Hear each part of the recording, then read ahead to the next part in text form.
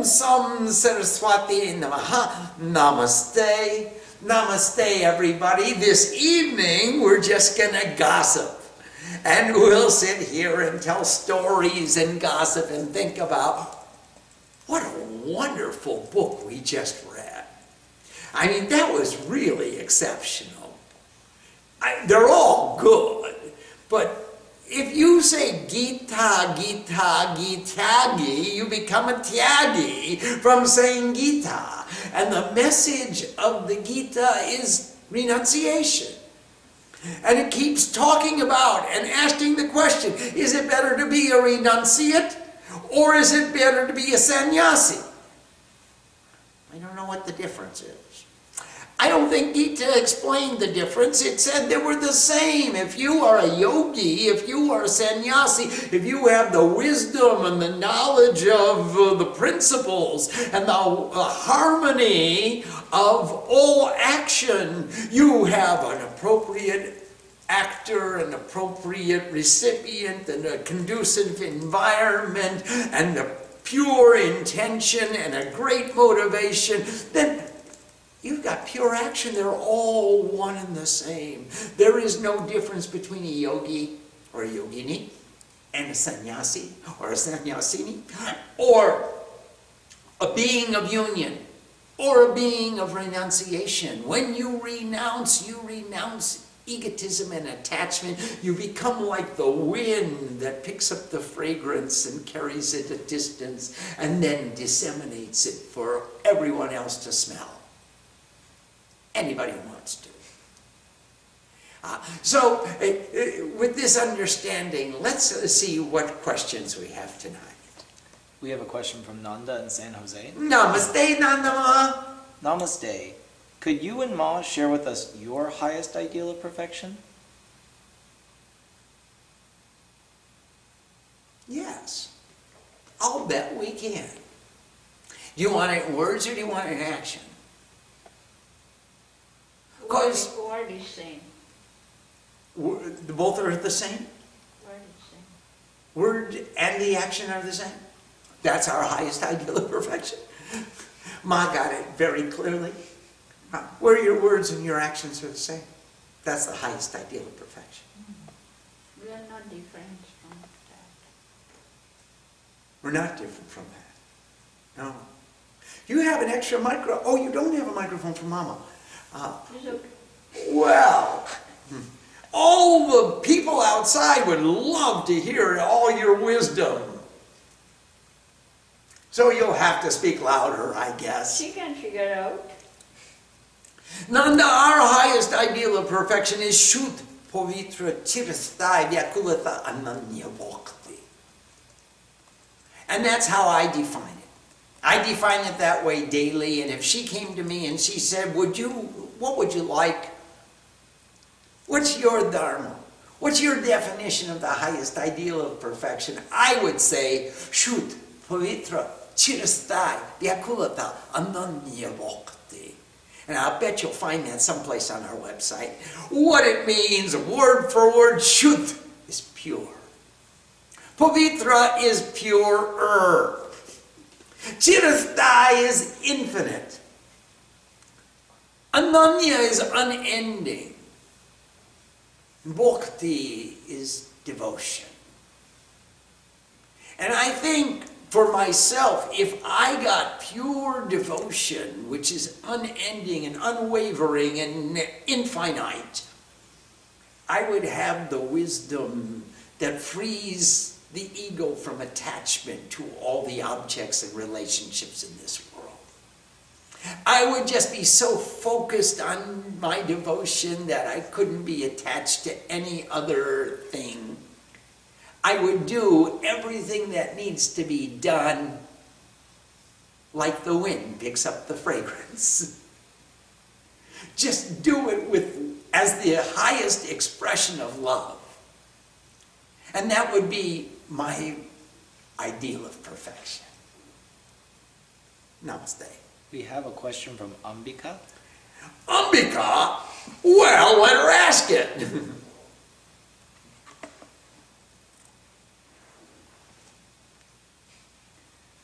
I wrote Chapter 6, verse 13, I understand the importance of having a straight spine and the correct asana.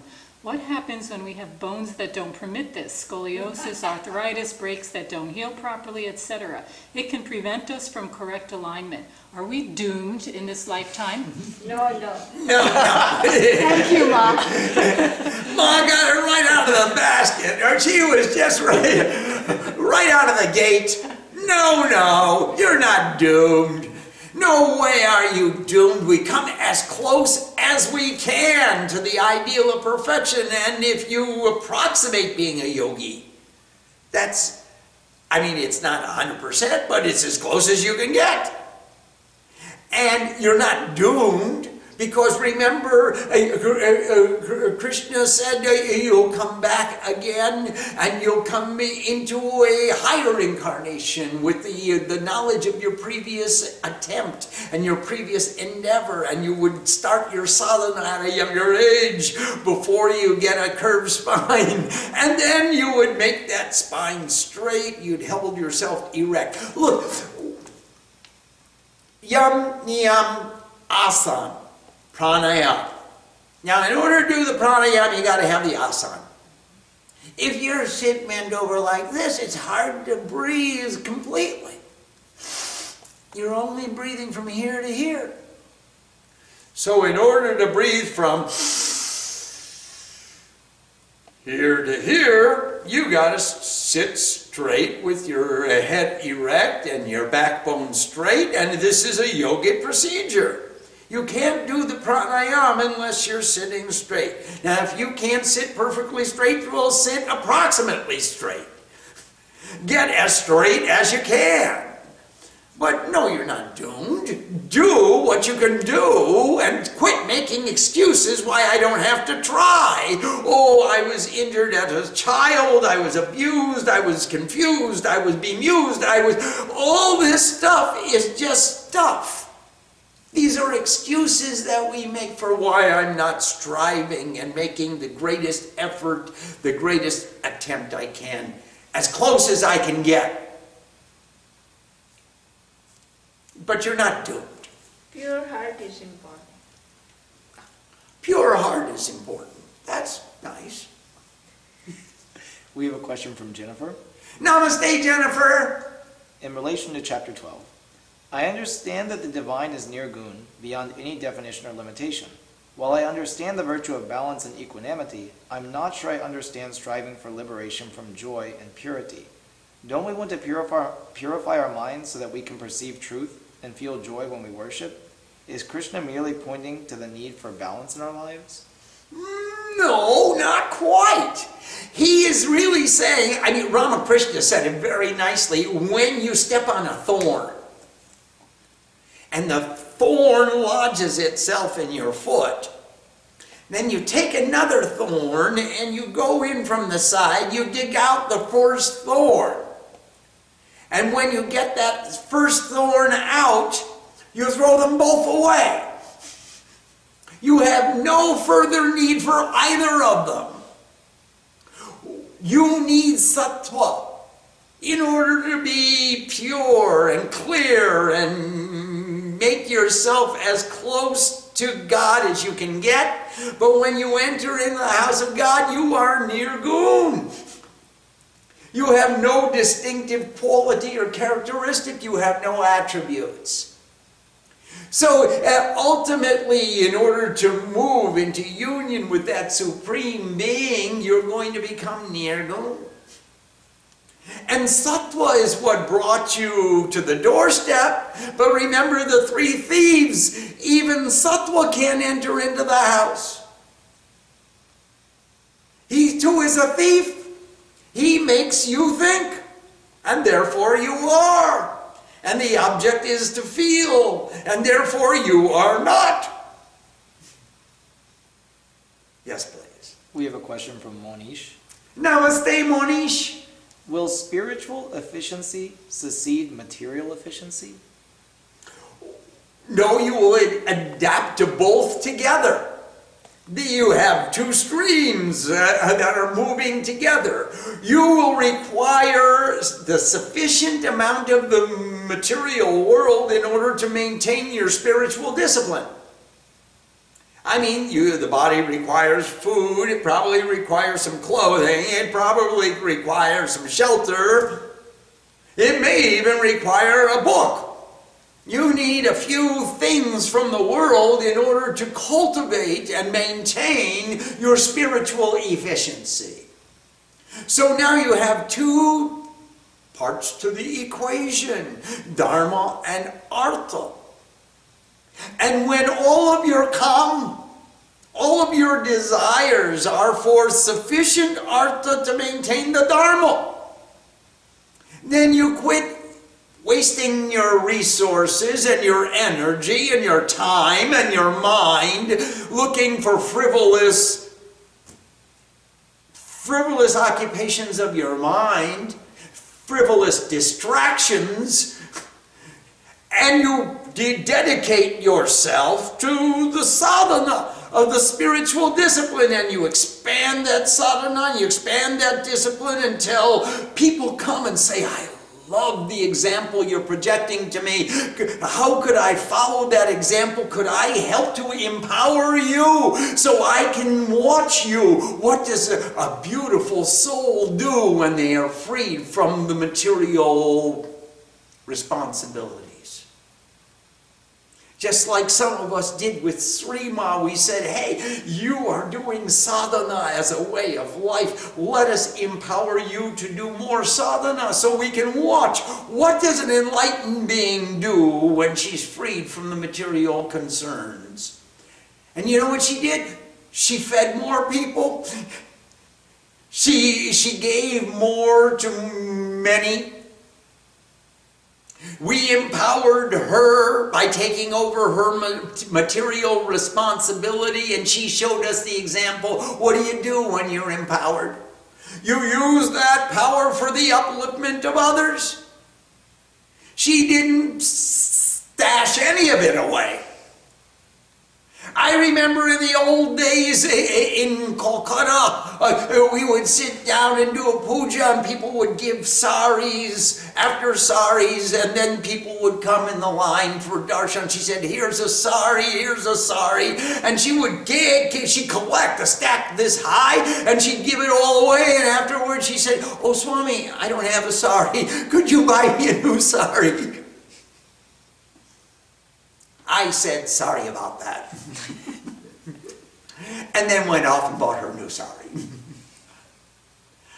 In that way, she was empowered to share. She was freed from the material responsibility, and she showed us, what do you do when you're free from the material responsibility?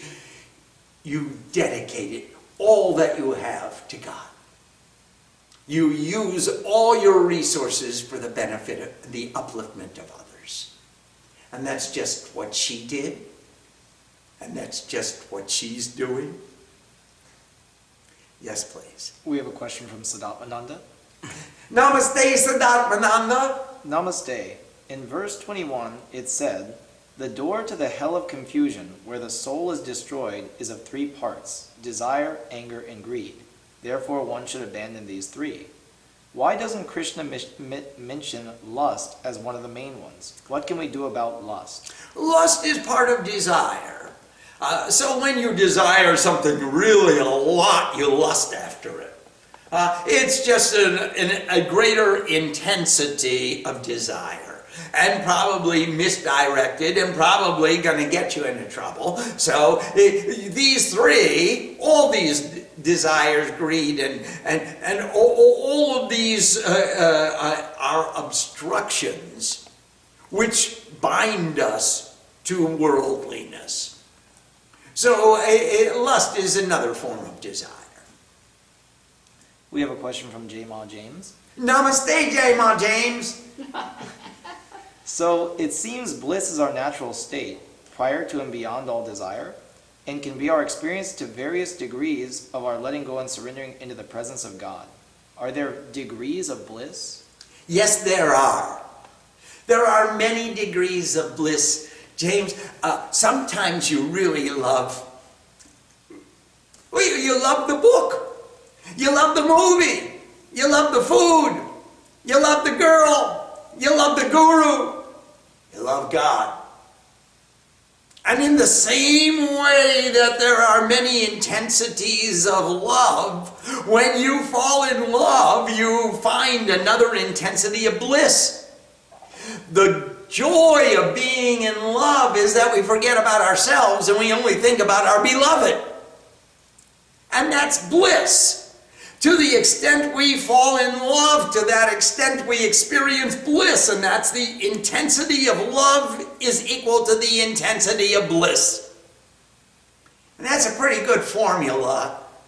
James, when you fall in love and you're not even there and all you can think about is your beloved, it's really fun.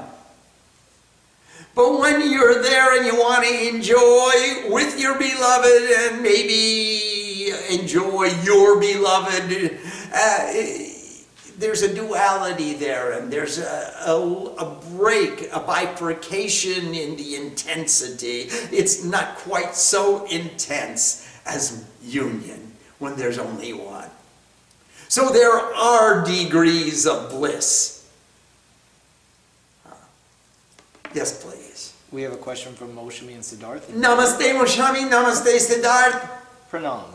We love God, but sometimes we become upset with God, perhaps due to our perception of certain injustice in nature. If we consider God as our dearest and nearest friend, who also has the supreme power to stop injustice, is it inappropriate to love God and occasionally be upset with her? Well, hey Krishna, hey Yadava, hey Saketi, hey Shaka, hey my friend Iti. I called you so many familiar names. Please excuse me. I forgot that you are the Supreme Lord of all. Remember Arjuna was saying in chapter 11 when Krishna showed him the Vishwarup Darshan, whatever insult I offer to you or demeaning you by calling you in a familiar name or call you my friend or call you my charioteer, you please forgive me, because now I remember that you are the Supreme Lord of all. And when I remember that you are the Supreme Lord of all, then you will dispense your justice in your way. I'm not going to question your motives. I'm not going to say, I want it my way, and you, bad God, you, no, bad God, you. I'm not going to scold God because it isn't happening the way I want it to happen. I hope. I'm going to say, God, thank you for every blessing you've given to me, and thank you for this perception. Thank you for the opportunity to serve you in this way. What a privilege you've given me to be your servant. And so every time I find myself scolding God and upset and angry with God, it's because things aren't going the way I think they should be going. And who am I to think to tell God how he should run his creation? She's the creator. She is the protector. She'll run it the way she wants to, no matter what I tell her. So, Moshami, maybe it's better that I say I surrender and accept. Then I'm angry with you because it's not going the way I think it should go. And I think it should go a different way than the way you're doing it. And therefore, what do you want to do? Do you want to have another God? Or do you want to have a complaint book? We used to say the complaint book is with the station master. So what? Not going to change anything. Just go to the station master and complain. Go to God and complain. She's going to do it her way, according to her nature, according to her desire, because that's her nature, that's her desire. And the sooner we accept, the easier it's going to be for all of us. Yes, please. We have a question from Ryan in San Jose. Namaste, Ryan Baba. Namaste. I'm a young man in my early 20s, and I'm trying to choose a career path that conforms to my beliefs, skills, and inspirations. You have clearly done this very well for yourself. Could you possibly comment on how to do this? I would highly recommend you become a sadhu. Sorry, you asked the wrong guy. I would recommend you become a sadhu.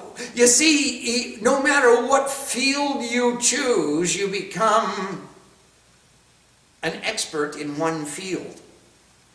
But when you become a sadhu, you become an expert in no field. You have to dabble in every field. There is no general practitioner as general as a sadhu. I mean, we handle health problems, we handle financial problems, we handle career counseling, we handle spiritual counseling. We are involved in every activity of an individual's life. Your life's experiences are going to bring you the credentials and the authority to become a good guide. So when you choose your field or your occupation where you're going to specialize, have one view, one eye open towards the possibility that in the future you're going to become an all-rounder. You're going to become engaged in every aspect of an individual's life. And that will be your contribution to life. So figure out, what are your talents? What are your skills? What do you love to do? What's your highest contribution to this society? And then educate yourself in the broadest possibilities. The most important is that you learn how to learn. Because obviously you're not going to learn it all. So if you can specialize in learning how to learn, you will empower yourself to find out all that you need to know in every circumstance. So you might want to consider becoming a professional student. We have a question from Julia. Namaste, Julia. Namaste. We disciples feel such awe to see the divine manifestations of you and Ma, in you and Ma. Oh! Krishna says, worship me alone, think of me alone, and serve me alone, and you will come to me. Can this be applied to your manifestations?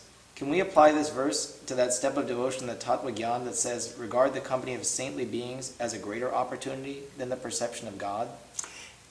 If you regard us in that high degree of respect, then certainly you will be freed by following that example. If you regard us as the examples that you wish to emulate, then by emulating that example, you'll come closer and closer to the guru, who will take you to the next guru, who will take you to the next guru, and we're all links in a chain which bind you to the guru of all the gurus. We call him Mahadev. So if you come to Swami and you go to Sriman, you go to Ramakrishna, you go to Shiva, and then you go to the infinite beyond conception. Yes, it's totally possible. I admire your faith. Yes, please. We have a question from Nanda. Namaste, Nandama. How to tie the two opposing ideas, I am not the doer, with I will create goals and strive to reach them. Spirituality is so confusing. Oh, boo! Nandama, the reason, we're all children of mother and father. Mother says you're going to enjoy the fruit of your karma whether you like it or not. And father says you have a free will by which to change it. Now, how do you reconcile the two? Well, when you don't get the answer you like from father, you go to mother. Didn't you learn that? When you don't like the answer that mother gives you, you go to father. Where were you when we were all growing up? Yes, please. We have a question from Siddharthananda. Namaste, Siddharthananda. Namaste. Chapter 11, verse 27 says, With haste, they enter through those terrible teeth into your fearful mouth. Some are found stuck between the teeth, where their excellent bodies are crushed. What does the second sentence of the verse mean? They're serving toothpicks after you read the Bhagavad Gita. Take all the Asuras out from between your teeth.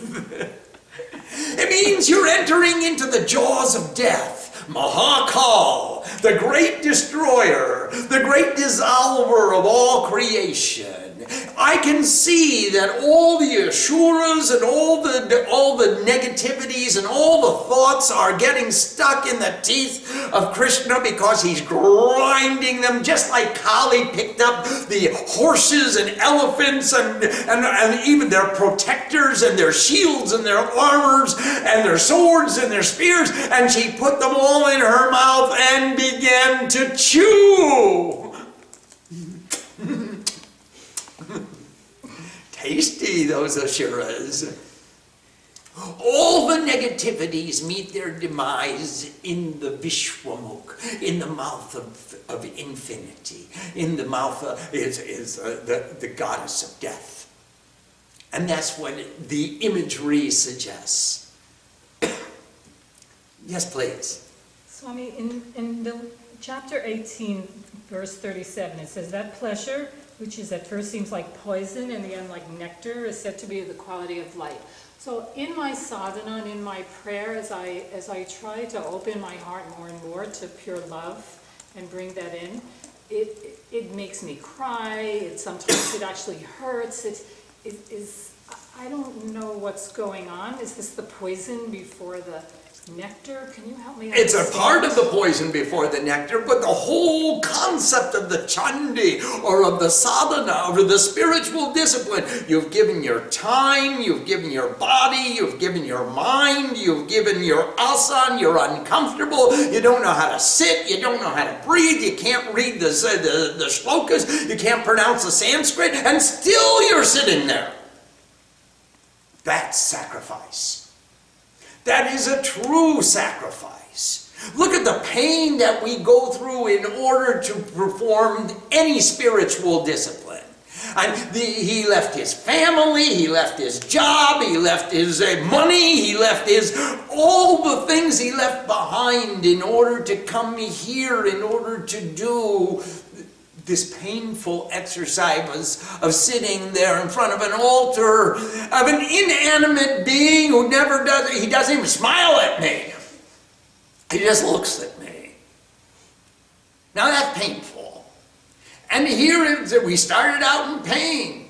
And then I got even more pain. I started crying, and I started thinking, and I started remembering, and I started longing. And I said, hey, okay, I'm tired of thinking about the pain. Let me think about the pleasure. And I'm longing for the joy of being in the presence of God.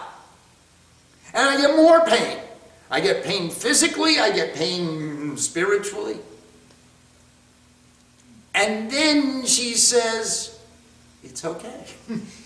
And she gives you the boon, and she gives you her love, and she feeds you and nourishes you, and suddenly it becomes ecstasy. It's an ecstatic experience. You forget all about the pain. You forget all about the discomfort. You forget all about the hole in your pocketbook. You forget everything except the joy of being in the presence of divinity. And so it started out in pain and it ended up in ecstasy. And that is the quality of sattva. Now, there were other experiences we had which started out very, very pleasurable. And then it got less and less pleasurable until it became mechanical. And then it didn't even become mechanical, it became downright distasteful. And then I started to resent it. And then I felt obligated not to resent, and I resented it even more until it was just a bummer. Any of you ever had such an experience?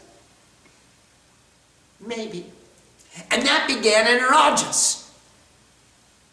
And it was just from my desire, oh, it was so cool the first time. But then because it was so nice, I sought to repeat the experience, and the repetitious experience fell short of the original experience, so it was less and less gratifying until it became an imposition, and it became a bummer.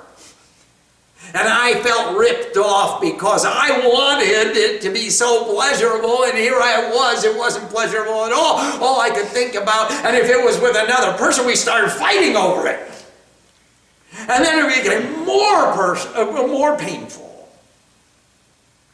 So that was based on rajas. And there were some experiences I had where there was just tamas all the way through. It started in darkness, it started in ego, it started in selfishness, and it ended up there. It started thinking about how do I injure other people, or how do I get the best for me, not caring about anybody else. It started in tamas, it ended in tamas, and it was this disaster from the beginning to the end. And those are the three kinds of experiences. So if it starts out painfully as you make your sacrifice, and there's purity, and there's clarity, and there's an understanding of where I'm trying to go, and how I propose to get there, then it's going to be a sattvic enterprise, and I'm willing to make the sacrifice because I end up in illumination, I end up in light. Yes, please. We have a question from Ramya in Bangalore. Namaste, Rami Mami. Pranam. Krishna says, seek refuge in intelligence. What is buddhi yoga and how do we do this? Wow. Rami, intelligence, and buddhi means the apprehension of the true fact. And I want to ascertain what are the true facts and take refuge in knowledge. That will be my solace. That will be my source of inspiration. That will be my empowerment. That buddhi is going to give me the tools with which to select the proper understanding to apply to my present circumstances and thereby exercise wisdom. If I have buddhi, I have intelligence, I have the criteria by which to discriminate. What do I want from this circumstance? How do I go about getting it? What would be the proper response to the stimulus that's coming towards me? How do I control my impulses so I give a proper response instead of an emotional response and flying off the handle and making a bigger mess for myself than I'm already got to deal with? Buddhi, that intelligence, is going to give me the tools that I need to discriminate what would be the appropriate response to my environment, to my stimulus, to my life. What do I want to get from life? What am I willing to give in order to get that? And how do I proceed to put them into a harmony and a balance so that I get the right things in the right order? And that intelligence is going to empower us. The more you know, the greater is your power, and the greater is your capacity of discrimination. You are empowered to choose the criteria to apply to circumstances so that you exercise wisdom. Now, say you only know a few facts. Dummy. Say you don't have the tools with which to apply wisdom to circumstances.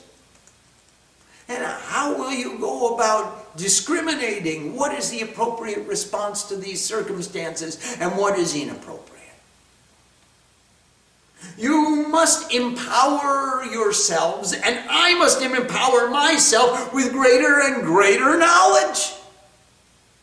That's our only salvation. We're a Sharanya. We must take sharan in buddhi. We'll take refuge in knowledge.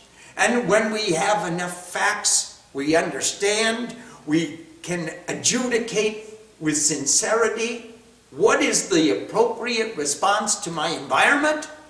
How do I live in harmony in this environment with these people? And that's why we want to take refuge in intelligence. Namaste. We have a question from Srini in Bengaluru. Srini Baba in Bengaluru? Namaste. When we face mental resistance to do a task in front of us, is that tamas? How do we overcome it? Well, first we have to decide, why am I resisting? Why am I hesitating to engage in this task? Do I have a real reason, or is it just laziness and sloth? And if it's laziness and sloth, I will say to myself, what an opportunity to overcome my ego and my prejudice and do something good for someone I love. But if I analyze the situation and say, well, wait, I'm resisting this because it probably, or it might not be the right thing. It might not be the solution to the present circumstance. It might not be the resolution that I'm trying to evolve. Let me look at it a little closer and think, why am I resisting? And if I can't find any other reason other than my own laziness, my own sloth, my own egotistic attachment that says I don't want to expend that much energy, that many resources, is it a risk-reward situation? Is it an appropriate return on your investment? Why are you resisting? And once you've analyzed that, and you know the reasons, Rini, then you can decide, well, if it's an inordinate amount of risk for a very sparse return, then I want to resist. I am right in resisting. But if it's just because you're lazy and you don't want to get out of bed and you're pulling the covers over your head and saying, turn off that alarm clock, I'm not paying attention to it, then you want to say, hey, lazy boy, you wake up and sing the name of Kali. Yes, please. We have a question from Sadhana Shakti in Seattle. Namaste, Sadhana Shakti. What can we do to live in the attitude of gratitude in all situations? You can thank your lucky stars every opportunity you get, and if you don't get an opportunity, thank them again. Just thank all the time. Get in the habit of saying thank you. Oh, Mother, we are grateful. Thank you, thank you. Just thank you. Just for everything. Thank you for everything. Whether you did it or you didn't do it, thank you. Whether you're responsible or you're not responsible, thank you. Just get with the program, lady. Get with the Bob. It's the attitude of gratitude. You don't need a reason to be thankful. Just thank you for being part of our family. Yes, please. We have a question from Laura in Vermont. Namaste, Laura in Vermont. So many times, as we attempt to make a living, we are asked to act in direct opposition to our ethical principles or lose our livelihood. How can we apply Krishna's opening speech to Arjuna to this kind of situation? Well, you have to decide, how much compromise am I going to make? Am I really going to compromise all of my principles? Or can I bend a little bit? Can I have my shadow over the line? Can I come close to the line? You're going to have to set up the barriers, and that will be an individual adjudication in every circumstance, Laura. No one can tell you where that boundary lies. But that's something that your discrimination, your criteria are going to establish for you individually. There is no collective consciousness. I mean, collectively we say don't cross the street unless you have the light. But sometimes it is appropriate to do a little jaywalking. Some of us have done it once or twice. Or not cross it in the crosswalk. We moved a little to the side and crossed. Laura, there are just so many extenuating circumstances, and you're going to have to adjudicate each circumstance on its own merits. What is the potential harm for me following the necessities of keeping my job? How much am I compromising? Yes, please. We have a question from Swarupananda. Namaste, Swarup.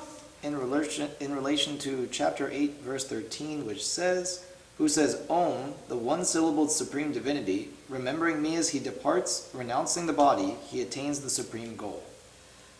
We just need to say Om and remember God and we are liberated? Just one time. What if there is still fear in that moment? Then you won't say Om. You'll say Om. No, Swarup, if you practice all your life and you create this habit of saying Om with full faith and all your love and all your joy and all your belief, then when it comes time to say Om, you will have that bhavana, you will have that feeling, you will have that attitude where you say Om thinking about the supreme divinity and not Om thinking about your own fears. Yes, please. In verse 24, chapter 11, when he's looking at the form of Krishna and he says, my inner self is filled with fear, is that similar to when, Kali, how she's fearful to ego? Is he having still some ego there at that point? Certainly he has ego there. Who else would be filled with fear? Yes. He has ego there, and that's why he's filled with fear. But even the I, ego I, cannot measure the limits of infinity. I'm distressed to even attempt. I feel trepidation. Who am I to limit, to define, to give a word to what it means to be infinite beyond conception? Oh, that's the fear. There's a complete apprehension. It's impossible to define this infinite being.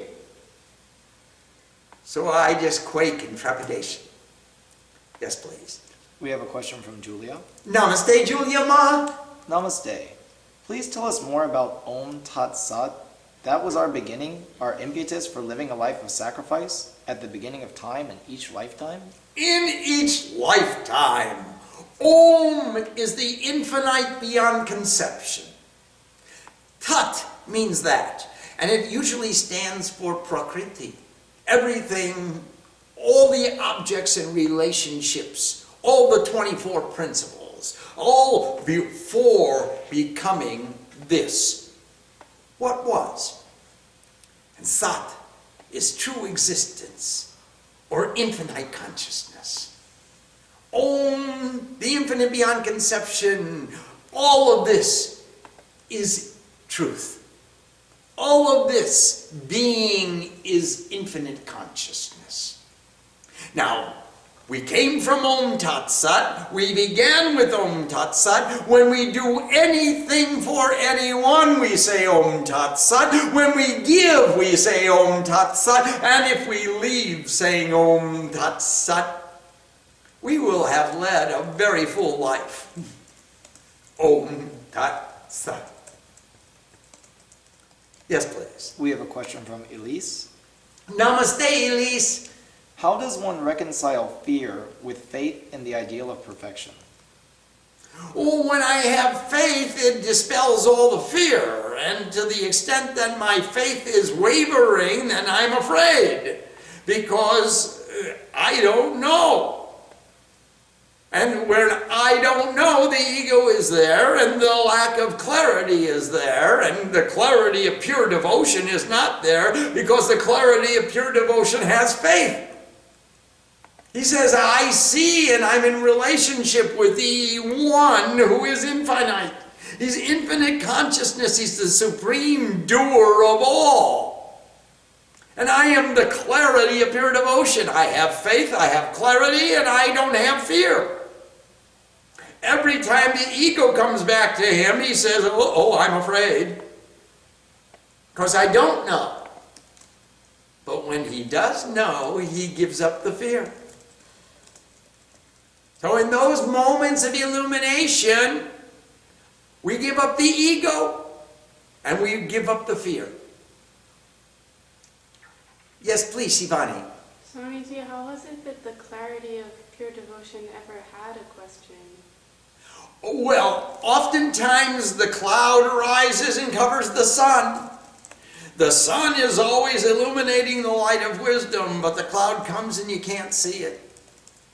So in the same way as Vritra comes and hides Surya, and we call upon Indra to take his thunderbolt and break apart the cloud, down comes the rain, which nourishes all the vegetables and makes all life possible, sustaining life and illuminating the light of wisdom. And it's a cyclical transformation. The sun drives up the water, and the water rises in the sky, and it makes a cloud, and the cloud covers the sun. You can't see it. And the same thing happens to the clarity of pure devotion.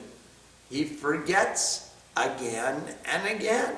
Oh yeah, I am the clarity of pure devotion. I am not a simple Swami. I'm not a simple sadhu. I am the clarity of pure devotion. Now let me remember again, and out comes the sun and illuminates the light of wisdom. Yes, please. We have a question from Monish. Namaste, Monish. What bhava does Shrima advocate as the most important?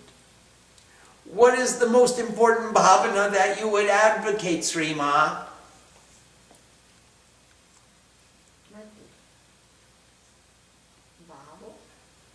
Ji. I keep always pure devotion. She keeps always pure devotion. Very, very good. Yes, please. We have a question from Ramya in Bangalore. Yes, Rami, Mommy. Is the ideal of perfection a person or a bhavana or a particular occupation? Or all of the above? It could be an individual who represents to me or to you or to anyone the perfect behavior in every circumstance.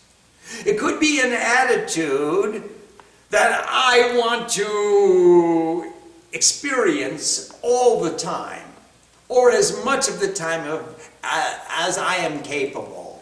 So the attitude of devotion. Or it could be an action, an activity, or the attitude with which I perform every activity, or it could be all of the above. It's my ideal of perfection. It's constantly changing form, but it has one ingredient which is consistent. Ring, cling, change is consistent. It will change, but I am the same. I'm looking at the changes of life with devotion and gratitude, and I'm seeing that it's manifested in the form of my guru, who reflects to me the perfect, the purest example of what I could become if I become that, if I let go of my ego. So I strive again and again to give up the ego so I can become one with the example, so I can make that example manifest in all of my behaviors, in all of my judgments, in all of my actions, in all my thoughts. Yes, please, go ahead. Is there a difference between pure devotion and pure love? Well, as soon as you put the word pure in front of it, there's probably no difference. I mean, pure love means 100%. All I can think of is the beloved. There's nothing in it for me because I am not separate. I'm not separate from this transaction.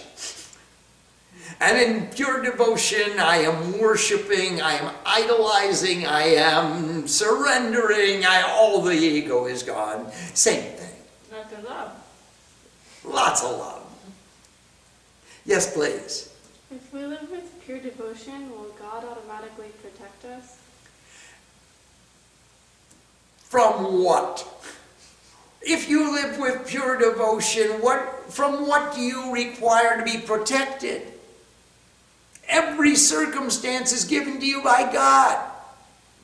Then why would you think of that, well, what's going to happen here? Do I have to protect myself? No, of course not. God's going to protect you for sure. Yes, yes, please, Parvati. Chapter 9, verse 2. He's talking about the supreme knowledge as a supreme secret and conveys excellent purity. It is empirically verifiable. What does that mean? It means you can see it and you can verify it through your senses. And the secret means it's deeply hidden. It's very secretive. It's a mystery. It's in your heart. Open up your heart and you can see it there. But what is verifiable? Verifiable means you know, without a doubt. You have verified. You verified the supreme knowledge? You verified the supreme knowledge as the mystery, as the secret which is dwelling in your heart. You have verified it empirically. You can see it, you can smell it, you can touch it, you can taste it, you can live with it. It is not just a theory. It is a reality, and you have verified that reality. You live with it. It's not just a hypothesis. You've proved it. It's the reality of your lives, if you choose. Yes, please. We have a question from Vivekananda. Namaste, Vivek. I have heard of a concept called Papa Purush.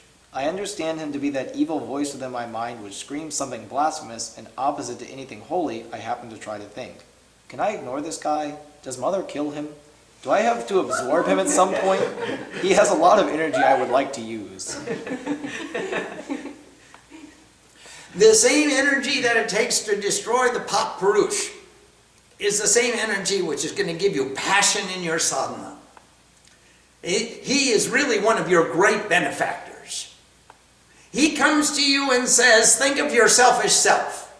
You've got to think of you because who else is going to think of you? If you don't think highly of yourself, who's going to think highly of you? If you're not going to protect yourself, who's going to protect you?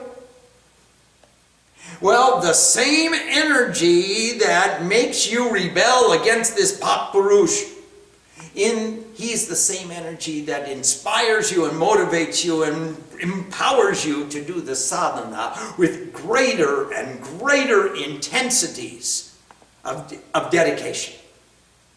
You are consecrated to your sadhana because of this Papa Purush who says, don't do it that way, don't do it. Don't try to kill the ego. If you try to kill the ego, where will you be? Who will you be? You'll be a nothing. You're a real nowhere man making all your nowhere plans for nobody. Become a somebody.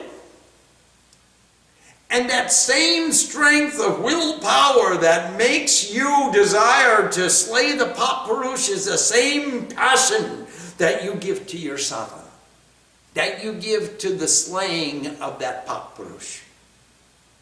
That's how he meets his demise. Yes, you will be victorious. We have a question from Tukaram. Namaste, Tukaram. Namaste. What is the relationship or difference between being in love, having faith, and pure devotion? Wow. Tukaram, they're all quite synonymous. Because, I mean, they're all active at the same time. Now, if you dissect them and say, well, they are relative emotions, then they have relative intensities. But ultimately, they'll all converge in the same phenomena, being in love. You love your guru, you love your God, you love your worship, you love wisdom. When you get to that form of love and you surrender, then there's only the beloved, and that is faith. And that is where you surrender and give up all the duality. They all come into a convergence. There's a harmony there. Now, as you're proceeding, you can say, well, my love is different from my faith. My faith is different from my action. It's true. They do have some distinctions, but why should we be concerned? We're aggressively pursuing the sincerity of our devotion through affirmative action. That means sadhana. We're doing our sadhana. We get up in the morning, we go to the altar, we go chant, we do the prayers, we do the japa, we do the tap, we recite the scripture, we place the flowers, and we come closer and closer and closer to the object of our affection. And you have faith that this process is going to make you successful in consecrating the journey. So they all come into a convergence. We have a question from Robert in California. Namaste, Robert. Is the spiritual path the process of continually clearing away the clouds of doubt and confusion in cultivating devotion to the Guru? Well, that is one part of the spiritual path. Robert, everything we do is spiritual. If you give more than you take, you're spiritual.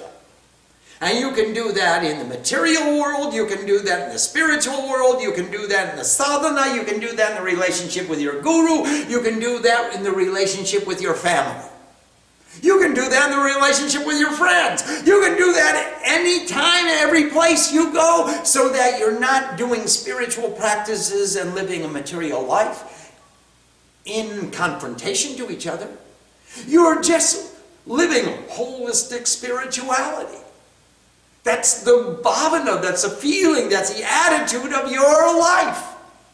It's not like I'm going to stop doing my material requirements so I can do my spiritual practices. Why do you want to go through life practicing? Let's live a spiritual life. And that means giving more than you take. In every circumstance, look for the opportunity to be a giver. So Robert, that one portion of it is trying to come closer and closer to the example of the Guru. But the reality is, you want to employ that example and you want to employ that spiritual knowledge in every aspect of your life. And then you become a spiritual being. The goal is not to become a good practitioner.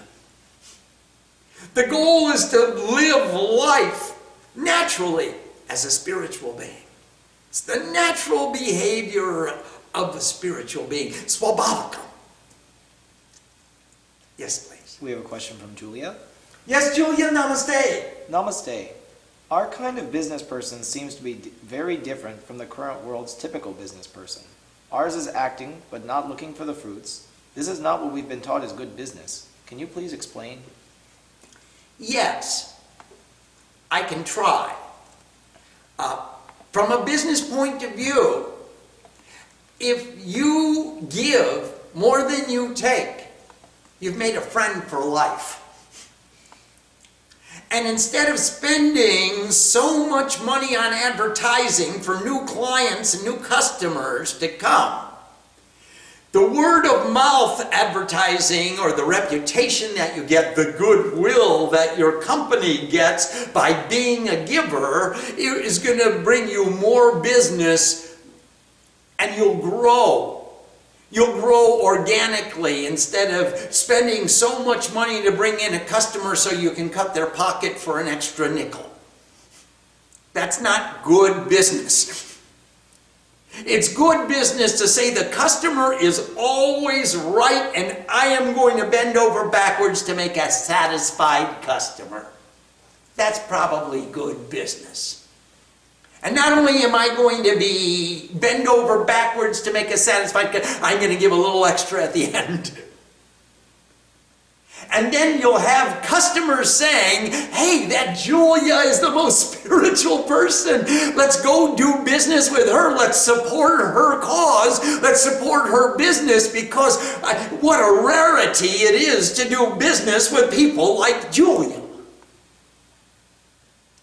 So it's probably better business to be generous than it is to drive a hard bargain and try and get an extra profit. Om Sam Saraswati Namaha. Namaste.